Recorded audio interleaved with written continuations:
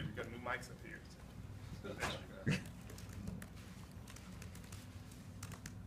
Richard, how much by now is it just next man up on the defense, and that's the way it is now? It's always been that way. It's always been that way since I came here, since we've ever been playing. It's always been next man up. Anytime somebody gets hurt, it's next man up, and the next man has to be ready to go and ready to fill the role and exceed. Does Mebane's loss concern you in any way? I mean, it's concerning in terms of you never want to lose a teammate. You know, you never want to lose a guy of his caliber. He's a great person, a great individual, great player. And we're sorry for his loss, and it sucks because, you know, the kind of person he is. But you know, I think we'll find ways to play hard and make up for it. You realize that after one game you were pumping Bobby Wagner as the greatest player, and the next week he was injured, and you've been doing it for you know what? As well. Is there a curse here? I've done it for a few people, and you know, I've done it for KJ Wright. So let's cross our fingers. You know, let's cross our fingers. Did he say, "Leave me alone, don't you know, me"? He's continued to play well. So but you know, I don't know what position they would send him as. You know, he's played Mike, Will, Sam. Yeah, I might have messed him up there, but that is interesting. So all your teams are having marginal seasons at this point? Yeah. I was going to use the word, but it was a bit too funny. Rick, how impressed are you with the way Ron Parker's played in Kansas City? Oh, I'm very impressed. But I mean, we've seen him do it time after time. I mean, Ron's been a great player for a while.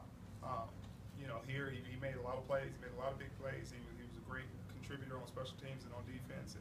And to see him get his opportunity to shine and go out there and actually, you know, play football and make plays and start is just we're excited for him, man. We're really excited for him because, you know, he's still part of the LOB. You know, he's a guy that played with us. You know, we got a lot of guys out there now. You know, we still got Brandon Browner out there. We still got a lot of guys who play good football, and we're happy and proud to see him thrive. Do you ever just think about the amount of cornerbacks, like you said, that are out there, in particular that group you guys had in camp last year? I mean, there's Winfield retired, and then all these guys all over the league.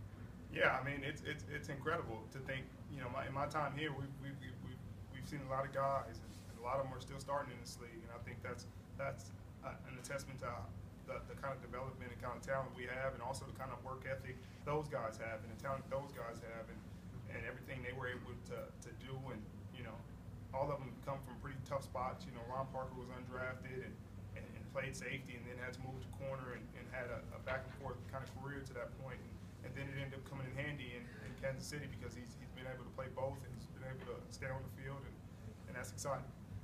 Richard, what's special about the way Richard and the rest of the coaching staff teaches defensive backs?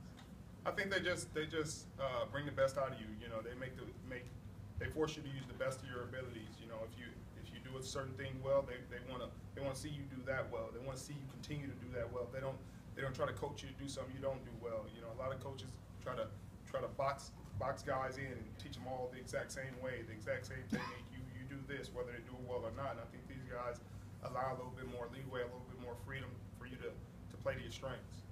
What stands out to you